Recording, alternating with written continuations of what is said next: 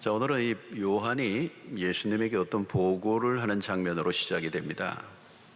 보고의 내용이 뭐냐면 예수님 어떤 사람이 예수의 이름으로 귀신을 쫓아냅니다. 그래서 내가 가서 금했습니다. 하지 못하도록. 이런 보고였습니다. 어떻게 보면 왜 요한이 이렇게 예수의 이름으로 누가 귀신을 쫓아내면 잘하는 일이다 그렇게 해야 되는데 하지 못하도록 했을까요? 이 질문을 해볼 필요가 있습니다. 겉으로 보면 요한의 행동이 잘한 것처럼 보입니다. 쓸데없이 누가 예수의 이름으로 함부로 귀신을 쫓아내나? 그러나 이런 요한의 외적인 행동보다 그 이면을 살펴보아야 합니다. 왜냐하면 얼마 전에 우리가 앞부분에 살펴본 바에 의하면 비나산 아래에서 예수님의 제자들이 귀신을 쫓아내지 못했습니다. 자신들은 못했는데 예수를 따르지 않는, 또 예수의 제자에 속하지 않은 사람들이 그 일을 해냈다는 것에 뭔가 감정이 올라왔던 것 같아요. 우리 요한의 행동을 통해서 몇 가지 살펴볼 부분이 있는데요. 우선 요한은 예수의 이름으로 귀신을 내쫓는 그 일보다 누가 했는가에 초점을 맞추고 있습니다. 어디에나 있는 일입니다. 무엇을 했느냐, 어떤 일이 났느냐보다 누가 그 일을 했느냐는 거예요. 소위 여기는 주도권 싸움이 있습니다. 주도권 싸움. 당신이 할 자격이 있냐는 것이죠. 오늘 본문을 보면 요한은 우리를 따르지 않는 어떤 자라고 그랬습니다. 우리를 따르지 않는 어떤 자. 이건 뭘 얘기할까요? 당신은 예수님의 12제자만 있는 게 아니고 12제자로 부름을 받지 않았어도 예수를 따르는 흔히 제자들이 있었습니다. 복음서에 보면 많은 제자들이 있었어요. 자, 요한의 시비는 무엇입니까? 요즘으로 치면 너희 라이센스 있어? 그런 겁니다. 요한은 자신들만이 예수의 이름을 사용할 수 있는 제자라고 주장한 것입니다. 문제는 무엇입니까?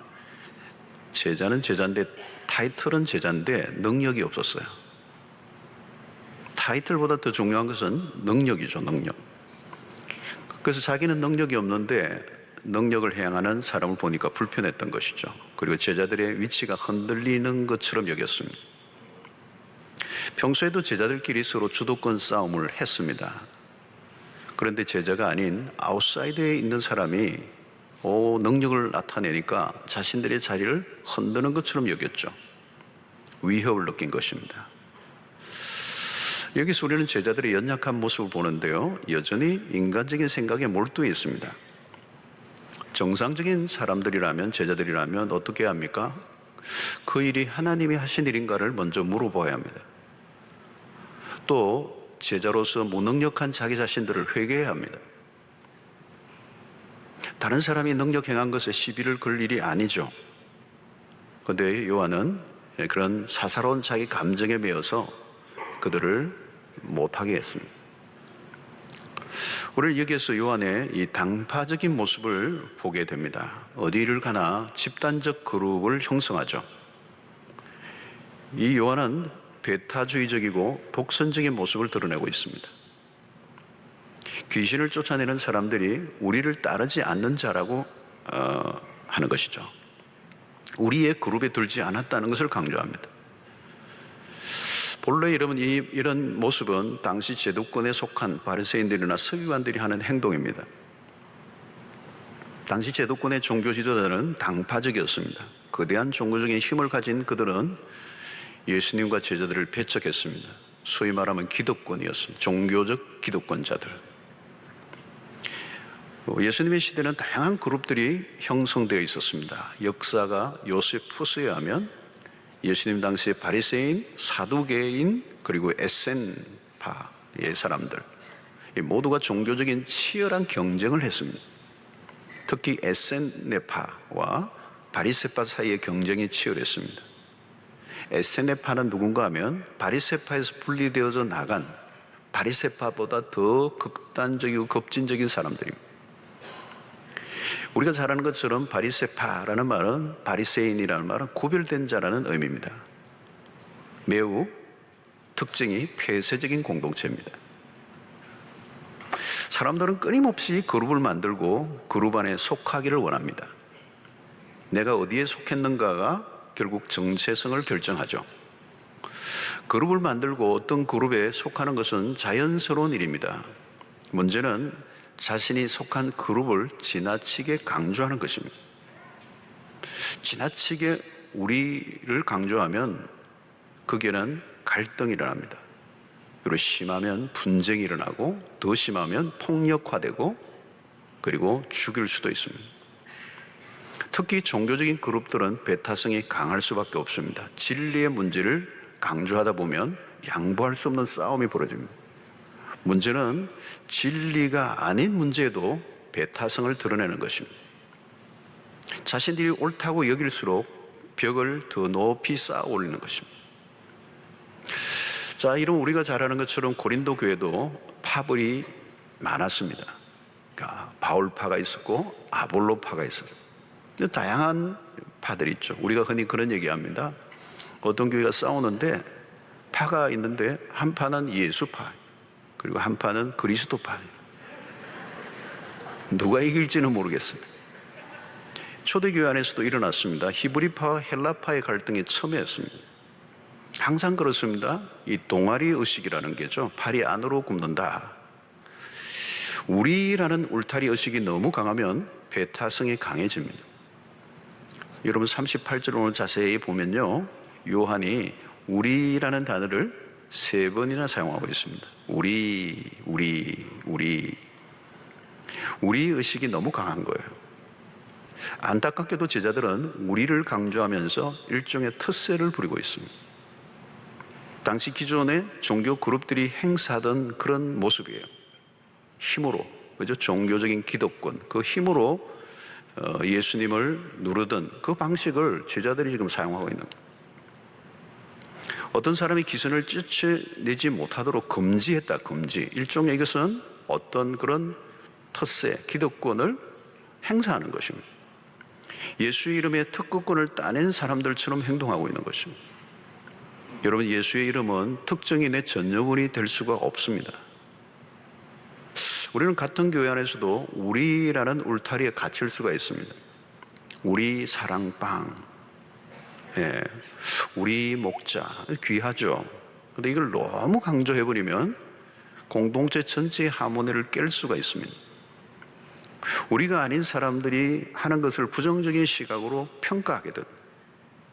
죄성이 끼어들면 분명히 선한 일을 하는데도 내가 아닌 다른 사람이 하는 것을 비난하는 것입니다. 여기는 시기심이 끼어들게 되고 괜히 심술을 부리게 됩니다. 지금 요한은 잘못된 열심을 드러내고 있습니다. 여러분, 시기심을 가진 사람들은 대개 열심이 있는 사람들입니다. 열심이 없으면 시기도 없습니다. 근데 시기심이 있다는 말은 열심이 있는 사람들, 근데 잘못된 열심인 것이죠. 자, 오늘 이런 요한의 행동에 대해서 주님이 보이신 반응을 우리가 잘 보아야 합니다. 40절의 말씀인데요, 우리를 반대하지 않는 자는 우리를 위하는 자니라. 지금 요한은 저 사람들을 못하도록 금지하고 있는데 예수님은 우리를 반대하지 않으면 우리를 위하는 사람이야, 그 말 이유가 없다는 것입니다. 예수님은 굉장히 폭이 넓으신 분이십니다. 나를 노골적으로 반대하지 않으면 다 우리 편이야. 얼마나 폭이 넓으신 분입니까? 나를 반대하지 않으면 괜찮아. 당신의 이름으로 능한 일을 행하는 사람이라면 당신의 이름을 비방할 리가 없어. 예수님의 논지입니다. 누가 그 이름을 사용하든 하나님의 나라의 일이 드러난다면 막을 이유가 없다는 것입니다. 그런데 요한이나 제자들은 옹졸했습니다. 시기심이 발동을 했어요. 내가 하지 못한다고 다른 사람도 안 해야 합니까? 도리어 반대해야 되죠. 내가 못하더라도 다른 사람이 잘하면 지지해 줘야 돼요. 우리 교회가 못하는 일을 옆에 다른 교회가 열심히 하면 박수를 쳐주면 되는 거예요. 이 시기심이 유치원이나 시장터에서 일어난 것이 아니고 제자들에게서 드러났습니다. 이 시기와 질투라는 것은 죄성에 아주 숨어있는 은밀한 우리의 죄성이에요. 나의 실패보다 더 가슴 아픈 것은 다른 사람의 성공이라는 것. 지금 누가 보아도 하나님의 역사가 예수의 이름으로 드러나고 있습니다. 그런데 이상하게 마음이 불편한 거예요. 배가 아픈 거예요.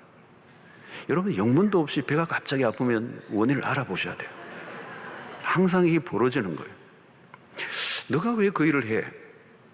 왜 우리가 할 일을 너희가 하냐? 누가 주체를 하느냐?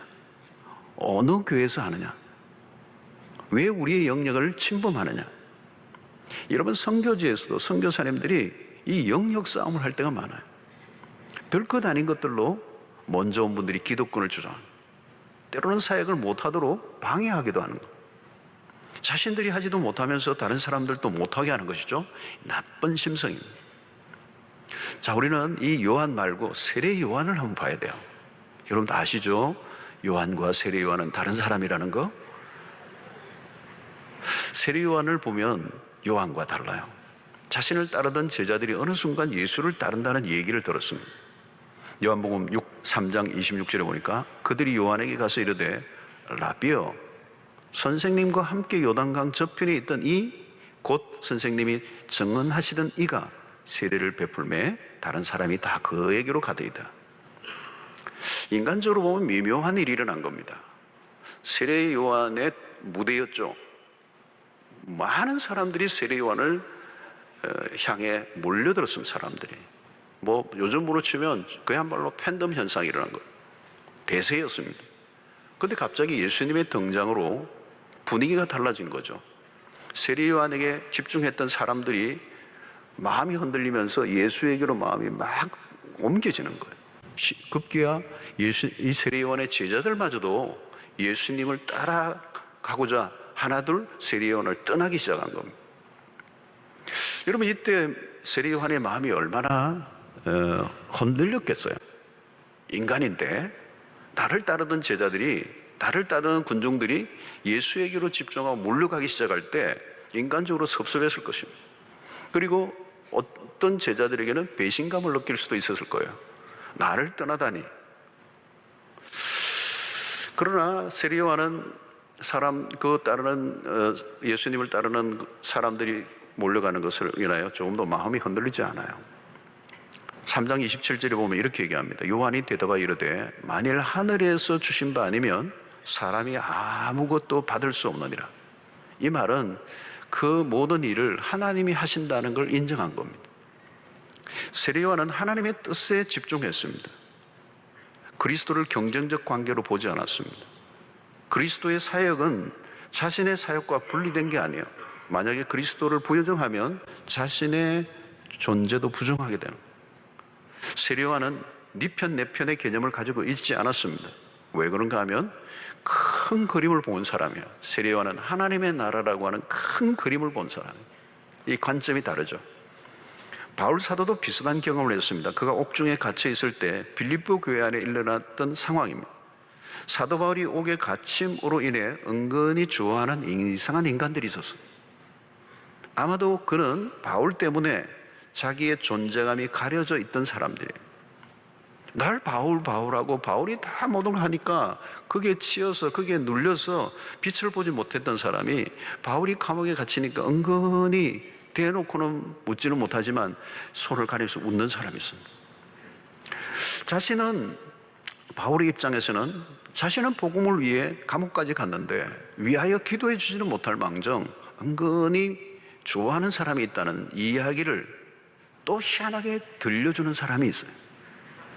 그 얘기를 듣고 상처를 입을 만합니다. 그러나 바울은 낙심하지 않아요. 바울의 관점도 세례 요한과 동일합니다. 빌립보서 1장 15절을 보면 어떤 이들은 투기와 분쟁으로, 어떤 이들은 착한 뜻으로 그리스도를 전파하나니, 바울은 자신의 존재감이 높아지고 내려지고에 별로 관심이 없어요. 그의 관심은 오직 하나입니다. 그리스도가 전파될 수만 있다면.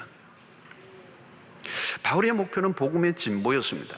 나를 통해서 이루어지면 좋겠지만 꼭 나를 통해서가 아니라 할지라도 복음이 누군가, 그가 좀 투기하고 분쟁하는 마음으로 할지라도 그의 입술을 통해서도 복음이 전파되고만 있다면 나는 상관없다. 여러분, 우리는 언제나 나 자신에게 집중하는 경향이 많습니다. 내가, 그죠? 내가, 우리 가정이, 우리 사랑방이, 우리 교회가, 뭐 좀 더 가면 우리 교단이, 우리를 벗어나지 못해. 여러분, 왜 쉽게 시기심에 빠지는 것입니까? 왜 속이 좁아지는 거죠? 큰 그림을 보지 못하기 때문에. 퍼즐의 몇 조각만 보면 안 된다는 거죠. 전체 그림을 보아야 되는데 아주 좁은 세계 안에 갇혀 있는 거죠. 우리가 하나님의 일보다 개인의 문제로 기울어질 때가 많습니다. 우리 교계에서도 보면 목사님들이 모이는 조직을 하는데 목사님 정도이라면 좀 스케일이 커야 되는데 누가 하느냐는 거죠. 누가 장이 되느냐. 왜 모였는가에 대한 목적은 잃어버리고 헤게모니의 싸움이었어요. 헤게모니라고 그러죠, 여러분. 주도권 싸움. 꼭 내가 해야 하는가. 그래서 불필요한 에너지를 낭비할 때가 너무 많습니다. 우리는 세례 요한의 정신을 붙들어야 합니다. 요한복음 3장 30절에 이 세례 요한이 한 유명한 말이죠. 그는 흥하여야 하겠고 나는 쇠하여야 하리라 하니라. 그리스도는 흥하여야 하고 나는 쇠하여야 하라. 내가 쇠해야 그리스도가 흥해지는 거. 그리스도가 흥해진다면 나는 쇠해지는 거 너무 당연하지는. 그러니까 요한은 자신에 대한 위치 설정이 분명했습니다. 그리스도가 누구인지를 분명히 알았던 거죠. 여러분, 예수가 누구인가를 분명히 알면 삶이 딱 잡히게 돼 있어요. 내가 중심이 되면 모든 게 혼란해지는 겁니다. 혼란이 와요. 나라는 울타리에 갇혀 있으면 갈등의 삶을 사는 겁니다. 늘 삶이 전투적이에요. 그리고 늘 상처를 받는. 예수에게 초점을 맞춘 삶을 살면, 예수가 중심이 되면 시험에 들 이유가 없어. 그리스도가 흥하시면 그것으로 끝이라는 거예요.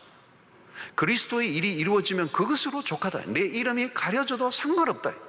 이것이 뭐예요, 여러분? 들러리 영성입니다. 들러리. 내가 신랑이 아니고 들러리란 들러리. 누가 하든 상관없다는 겁니다. 누가 인정을 받으면 어떻습니까? 그저 내가 할 일을 하고 하나님이 내 일을 인정해 주시면 되는 거지. 다른 사람의 성공에, 다른 사람의 그 인정에 마음에 흔들릴 이유가 없다는 거예요. 여러분, 시기심을 가지면요 신앙이 성장하기가 어려워요. 시기심을 극복해야 돼요. 시기심은 자기도 망하게 하고 남도 망가뜨리는 일이에요. 오늘 요한이 가지고 있는 이 시기심은 하나님의 나라보다 자기 자신의 중심을 둔 아주 연약한 인간의 모습. 여기에 대해서 우리 주님은 분명한 태도를 우리에게 보여주는 것이죠. 오늘 40절을 다시 보면 우리를 반대하지 않는 자는 우리를 위하는 자니라. 명언이에요, 명언. 예수님의 말씀은 다 명언이지만 명언이에요, 명언. 우리를 반대하지 않는 자는 우리를 위하는 자. 스케일이 굉장히 큰 겁니다. 여러분, 예수님의 시대는 너무도 많은 분파들로 서로를 배척하는 상황이었습니다. 그러나 예수님은 그 모든 그 울타리들, 경계선을 다 허물어 버리시는, 예수님에게는 경계선이 없어요. 당시의 제도권의 사람들이 보기에는 예수님은 너무 열려있는, 너무 열려있는, 그들이 보기에는 이해가 안 되는 거죠. 그런데 예수님은 큰 명제를 가지고 움직이셨다는 겁니다. 우리가 잘 아는 것처럼 예수님은 죄인과 세리들과 함께 식탁에 앉으셔서 음식을 나누셨어요. 여러분, 식탁에 앉는다는 말은 죄인들과 세리들과 함께 식탁에서 교제를 하셨다는 이 말은 그냥 음식을 나눴다는 얘기가 아니에요. 함께 식탁에 앉는다는 말은 경계선을 허무는 일입니다. 죄인과 같은 식탁에 앉았다는 말은 내가 죄인과 같이 되셨다는 얘기입니다. 그 죄인과 나의 구분점을 없애버리신 거예요. 그게 식탁에 앉으신 얘기예요. 그러니까 주님은 폐쇄적 삶이 아니고 개방적 삶을 사셨다는 거예요. 무한한 포용성. 무한한 포용성이에요. 요즘 우리는 갈등 사회를 살고 있습니다. 어디 가나 갈등이 막 심하게 일어나고, 그러니까 갈등이 많으면 뭐가 많아요? 당연히 분노가 많죠. 그래서 갈등 사회고 동시에 분노 사회예요. 우리 한국은 이 갈등 지수가 굉장히 높은 나라입니다. 특히 우리는 나와 같지 않고 나의 의견에 동조하지 않으면 날카롭게 비난합니다. 그때 무서운 전쟁이 벌어지죠. 그리고 우리는 상대를 향하여 디스한다 그러죠. 디스를 한다. 상대방의 약점을 캐내고 공격하는데, 이것이 인터넷상에는 아주 악플로 그냥 도배를 해버려요. 분노를 쏟아내는 거죠. 분노를 쏟아내는 장으로 인터넷 사용합니다. 우리는 어느 영역에서나 대립구도가 만연히 있습니다. 세상에서 우리가 만나는 일반적인 분위기는 어떻습니까? 내 편이 아니면 모두가 적이에요. 극단적 주장이 많아졌다는 겁니다. 소위 이것을 가리켜 흑백놀이라 하기도 하고 이분법적 구도라고도 얘기합니다. 협의의 여지를 남겨두지 않고 결론을 무섭게 내려버리는 거예요. 거기에는 아군과 적군만 남는 것입니다. 여기는 어떤 등식이 있습니까? 나는 옳고 너는 틀렸다는 것. 두 가지밖에 없어요. 그러나 여러분, 그렇지 않아요. 세상에 일에 그렇게 간단하게 선을 그을 수 없는 일들이 많아요. 예수를 믿는 사람들은 어떻습니까? 우리도 세상의 사람들과 별반 다르지 않아요. 그래서 사단이 이걸 이용해요. 그래서 하나님의 백성들이, 성도들끼리, 교회들끼리, 때로는 교회 안에서 성도들끼리 싸우게 만드는, 아군을 적군으로 오해하게 만드는. 여러분, 함께 신앙생활을 하다 보면 관점이 다를 수도 있고 생각이 다를 수 있습니다. 때로는 교리적으로 신학적인 차이가 있어요. 때로는 이념적으로도 차이가 있을 수가 있습니다. 그러나 저건 아니에요. 우리가 예수를 믿는다면 관점을 줄이고 그 관점의 차이를 줄여가는 인내와 수고가 필요해요. 여러분, 우리가 이 교회 안에서도 이념적으로 다양한 분들이 모여 있습니다. 우리 교회마에도 입장 차이가 다양해요. 보수도 있으실 거고 극보수도 있으실 것이고 중도 보수도 있으실 것이고 진보도 있을 것이고 극좌들도 있을 것이고, 나이 따라 지역에 따라 달라질 수도 있습니다. 어떤 이슈에 대해서 우리는 설문지를 돌린다면 아마 어마어마하게 갈라질 거예요. 여러분, 그런데 우리가 하나로 똑같은 통일된 것으로 만들려고 하면 그건 북한이 될 것입니다. 관점의 차이는 있을 수 있습니다. 그러나 우리는 강요하고 억압하죠. 어디에 속하라고. 그러나 여러분, 그리스도인들은 오직 하나에서 일치를 경험할 수 있습니다. 많은 차이에도 불구하고 우리가 하나로 귀결될 수 있는 일치점을 찾을 수 있는 것은 예배를 시작할 때 여러분들이 고백하는 신앙 고백입니다. 사도신경에. 여러분, 사도신경이 그냥 만들어진 게 아닙니다. 그걸 우리가 그냥 암송하는 게 아니고 이걸 우리의 신앙의 고백으로, 크리에이드로 받아들이는 거, 신조로. 그래서 우리가 사도신경을 고백하는 사람들이 모인 공동체, 그게 교회라고 하는 것입니다. 우리를 묶는, 하나로 묶는, 교파도 다르고 뭐 다양한 나라도 다르고 모든 게 다 달라도 이 신앙 사도신경을 고백하는 교회들은 하나예요. 하나. 그를 공교회라고 그래요. 그러니까 기준은 예수를 믿는 것. 진짜 우리를 하나로 묶는 것은 결국은 예수 그리스도요, 그 복음이라는 거예요. 지금 한국교회는 많은 어떤 갈등, 때로는 이념의 벽 안에 갇혀 있습니다. 통일의 문제도 이념의 논리에 빠져서 해석하기가 쉽지 않아졌습니다. 해결의 기미가 쉽지 않아요. 기미가 보이지 않아요. 여러분, 우리는 그리스도가 우리에게 보여주신 모습을 따라가야 합니다. 그리스도가 우리에게 보여주신 것은 이 복음이 모든 울타리를, 모든 차이를, 모든 경계선을 넘어간다는 거예요. 저는 우리 교회가 지역을 넘어서고 또 교파의 벽도 넘어서고 민족을 뛰어넘고 이념을 복음으로 뛰어넘는 그런 교회가 되기를 원해요. 복음은 모든 경계선을 뛰어넘게 만드는 힘이 있습니다. 저는 진보에 속한 분이든 보수에 속한 분이든 주님을 더 사랑하는 분이 되기를 원하는 마음으로 모경하려고 합니다. 우리가 함께 꿈꾸는 세상은 복음으로 하나 되게 하는 일이에요. 인간이 만든 이념으로는 하나가 될 수가 없습니다. 우리는 분단된 아픔을 겪었습니다. 이념의 대립으로 형제와 친구 사이에도 총을 겨눴던 아픔의 역사를 갖고 있습니다. 그래서 이제 올해로 하면 분단 72년이 되죠. 2년이 되죠. 예, 1년이 됩니다. 엄청난 세월을 지나면서 우리는 이념이 답이 아니라는 것. 인간이 만든 것은 어떤 것이든 모순을 안고 있고 한계를 가지고 있습니다. 답은 십자가밖에 없다는 거예요. 복음은 민족주의의 울타리에도 뛰어넘게 만듭니다. 이 민족의 경계를 넘는다는 건 어려운 겁니다. 그러나 여러분, 만약 복음이 민족주의 안에 갇혀 있었다면 우리에게까지 복음이 넘어올 수 있을까요? 못 받았을 겁니다. 요나를 보십시오. 그는 협소한 민족주의에 갇혀 있습니다. 하나님이 분명히 말씀하시고 하나님의 음성까지 들었던 선지자지만 그런 민족주의의 경계를 못 넘어요. 신약의 사도행전에서도 베드로도 마찬가지예요. 하나님께서 계시로 성령을 통하여 아주 분명하게 말씀하셨음에도 불구하고 그는 자기의 민족적 그 카테고리에 갇혀 있는 것입니다. 자기 민족을 사랑하는 것은 당연한 것입니다. 그러나 그것이 지나치면 민족주의가 되고 그 민족주의 울타리에 갇히면 폐쇄성을 띠게 되는 거예요. 그리고 민족과 민족의 갈등을 만들게 되는 것입니다. 복음은 모든 것을 다 녹이는 용광로입니다. 어떤 갈등과 분쟁도 십자가 안에서 녹아질 수 있습니다. 주님께서 오늘 우리에게 기준을 딱 하나 보여줘요. 나를 반대하지 않는 자라면, 그리스도를 반대하면 할 말이 없습니다. 그러나 그리스도를 반대하지 않는 자라면 우리는 내쳐서는 안 됩니다. 여러분, 주님이 얼마나 통큰 삶의 모습을 우리에게 보여주고 있는지 모릅니다. 예수님은 울타리를 치시는 분이 아니고 다리를 놓는 분이었습니다. 그리스도는 모든 막힌 담을 허무시는 그 십자가를 우리에게 보여주시고 갈등과 분쟁의 한가운데 들어가 화해자로 만드셨습니다. 여러분, 우리의 자신을 보십시오. 죄 많고 허물 많은 우리 아닙니까? 무슨 덩어리예요 우리가. 근데도 우리를 하나님이 있는 그대로 받아들여 주십니다. 복음은 우리의 마음을 넓히게 만듭니다. 하나님은 마음이 넓은 사람을 통해서 일하십니다. 가슴이 좁은 사람은 복음을 담아낼 수가 없습니다. 복음은 경계선을 허물어 버립니다. 죄인을 끌어안으시는 하나님의 마음은 이 복음의 확장성을 우리에게 드러내고 있죠. 오늘 인류의 역사, 2000년의 기독교 역사 속에 기독교가 이토록 모든 열방에 광범위하게 확장될 수 있었던 이유가 뭐냐? 이것은 복음이 가지는 무차별적인 개방성 때문에 그래요. 어떤 경계선도 허물고 들어가는. 오늘 요한과 제자들의 모습은 예수님보다 바리새의 주지들과 닮아 있는 겁니다.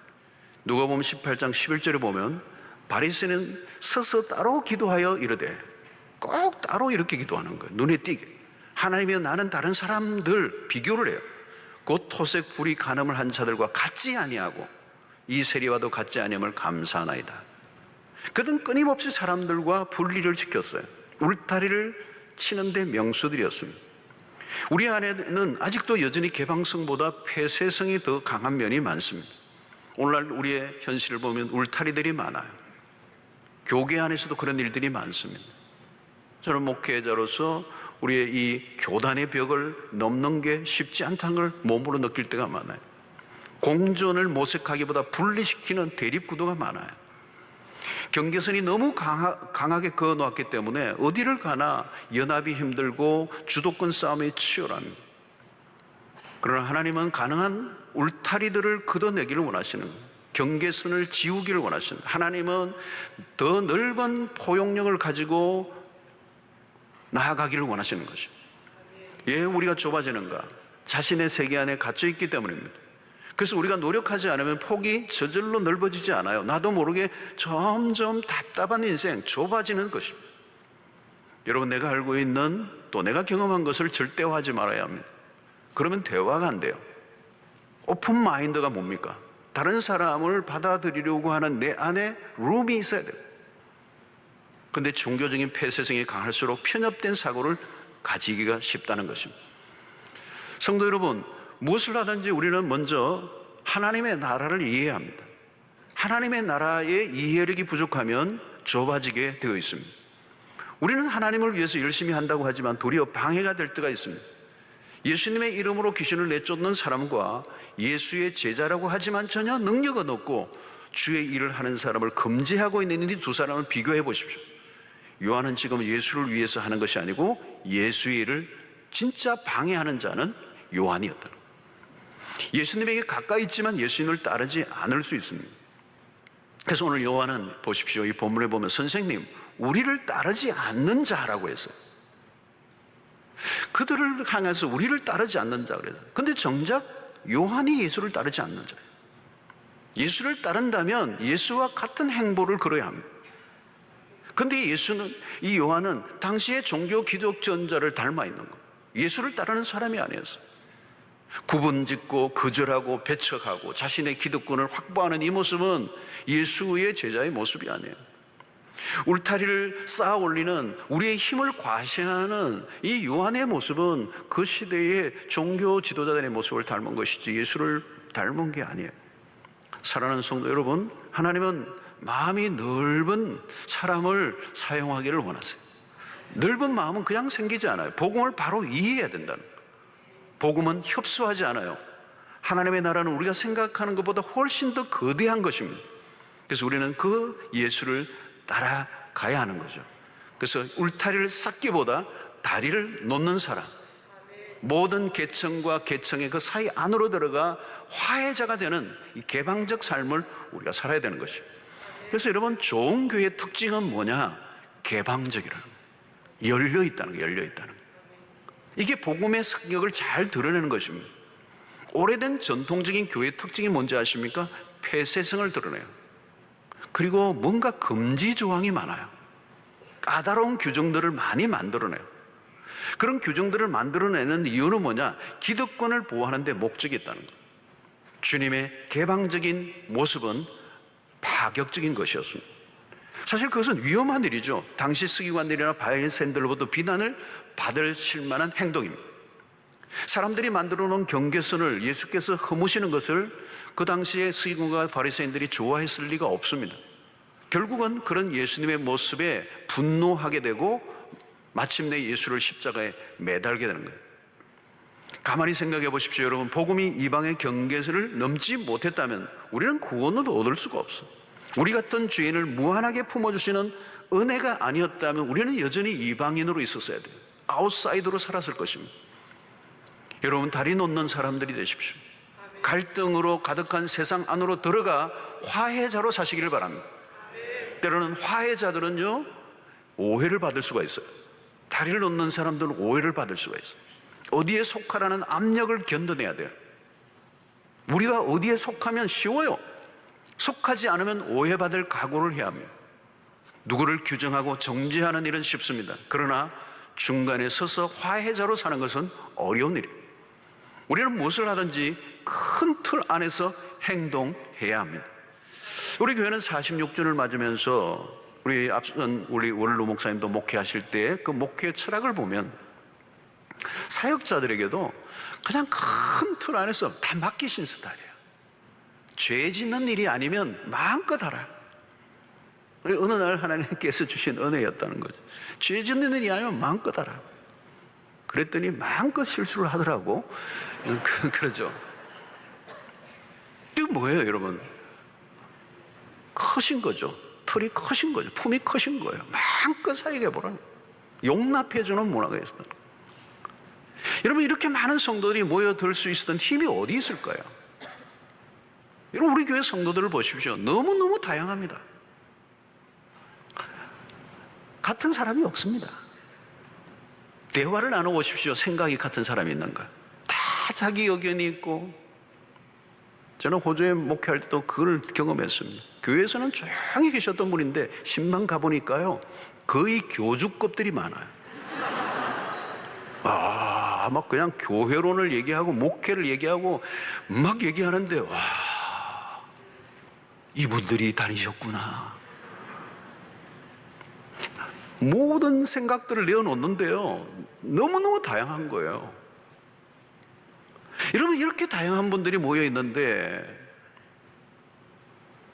평안하게 46년을 지나왔습니다. 막 난리가 난 교회들이 얼마나 많습니까? 근데 46년 동안 이 다양한 분들이, 이렇게 많은 분들이 모였는데도 평안히 돌아가고 있는 것, 이게 기적이에요. 여러분, 이 다양한 사람들을 다 녹여내는 힘은 무엇일까요? 바로 복음이에요. 복음. 복음의 앵글이 있는 거죠. 복음이 우리를 바꾸는. 여러분, 금기가 많아지고요, 규정들로 인해서 사람들을 배제시키고 분리시키고 격리하고 경계선을 만들고, 그러면 그것은 복음이 숨쉴 수가 없어요. 때로는 우리의 생각과 다를 수 있습니다. 우리의 마음에 안 들 수 있어요. 그러나 예수의 이름으로 하는 일이라고 한다면 지지하고 도와주는 일, 누가 하든 이게 열린 마음, 오픈니스, 복음이 마음껏 숨쉬고 일할 공간을 만들어내는. 여러분, 우리의 존재의 목적이 뭡니까? 하나님의 나라예요. 우리 개인이나 우리 교회의 이름과 영광이 아닙니다. 교회가 얼마나 커지느냐, 그것도 우리의 목표가 아니에요. 우리의 존재의 목적, 교회의 존재의 목적은 하나님의 나라예요. 우리의 개인의 이름과 명예와 개교회라고 하는 이름보다 훨씬 더 우선되는. 그런데 인간의 죄성이 끼어들면 복잡해진다는 거죠. 복음을 어떤 울타리에 자꾸 가두려 버리는 거예요. 우리는 좀 더 적극적으로 하나님의 나라를 위해서 헌신하는 교회로 세워지기를 원합니다. 복음이 역동적으로 일하도록 우리의 생각을 넓혀야 한다. 성도 여러분, 다른 사람들 때문에 배합하는 일이 없기를 바랍니다. 내보다 늦게 온 사람이 내가 전도했는데 나보다 더 빨리 뭔가 사람들로부터 인정을 받고 열심히 하면 괜히 배합해지는 거예요. 이런 편가르기를 하지 않게 되기를 바랍니다. 사사로운 감정 때문에 하나님의 나라의 일을 그르치는 일이 없게 되기를 바랍니다. 우리 교회가 설립 46주년을 맞았어요. 울타리를 쌓아 올리는 교회가 아니라 다리를 놓는 교회로 쓰임 받게 되기를 원합니다. 또 우리 교회가 하고 있는 특이한 사역 가운데 하나가 우리 젊은 목회자들을 섬기는 사역을 우리 교회가 하고 있습니다. 제가 격주로 월요일마다 하는 사역입니다. 이 사역자들은 담임 목사님들, 40대 담임 목사님. 근데 전국에서 지역을 초월해서 모입니다. 그리고 중요한 것은 교단을 벽을 넘어서 초교파적으로 모여요. 다양한, 어떤 때는 11개의 교단의 목사님들이 모여요. 다양한 교파의 목사님들이 다 지원을 해서 이 1년의 과정을 이제 하게 되는데, 하나님께서 저에게 주신 마음 가운데 하나예요. 교파의 벽을 넘는 것. 이 교단의 벽을 넘는 것도 쉽지가 않아요. 우리는 어떤 우리라고 하는 그 경계선 안에 갇혀서 주님의 크신 역사와 일들을 보지 못할 때가 많이 있습니다. 아무튼 우리 교회가 이 시대 속에 경계선을 허물고 복음을 가지고 갈등과 대립이 난무한 이 세상의 한가운데 화해자로 설 수 있게 되기를 바라고, 하나님의 나라를 위하여 경계선 없이 복음의 정신으로 하나님의 교회가 더 이 역사 속에, 시대 속에 쓰임받는 은혜가 있게 되기를 기대하는 마음입니다. 우리는 소외된 이웃을 품고 우리의 민족을 품어내는 역사가 일어나야 돼요. 여러분, 우리의 통일도 마찬가지. 복음이 아니면 답이 없어요. 답이 없어요.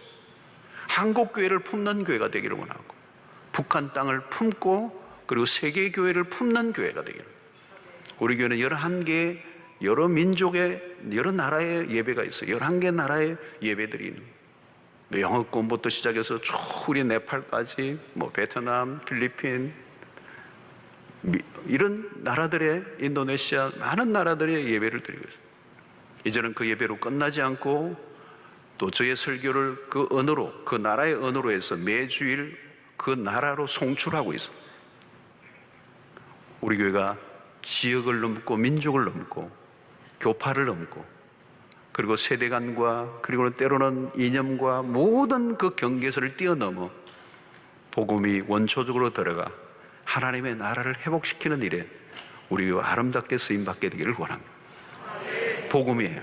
복음이 모든 것을 다 녹여내는, 하나로 만드는 이런 역사가 복음 외에는 답이 없기 때문에 누가 하든 우리는 그 하나님을 위해서 한다면 우리는 지지해주고 박수 쳐주고 그들을 도와주는 일을 하는, 오늘도 우리가 미자리 교회들 그리고 농어촌 교회들을 이렇게 330여 교회를 섬기고 또 우리가 철야에도 함께하는 이 모든 운동들은 우리 교회가 복음의 정신을 담아내는 하나의 일환으로 이루어지고 있는 것입니다.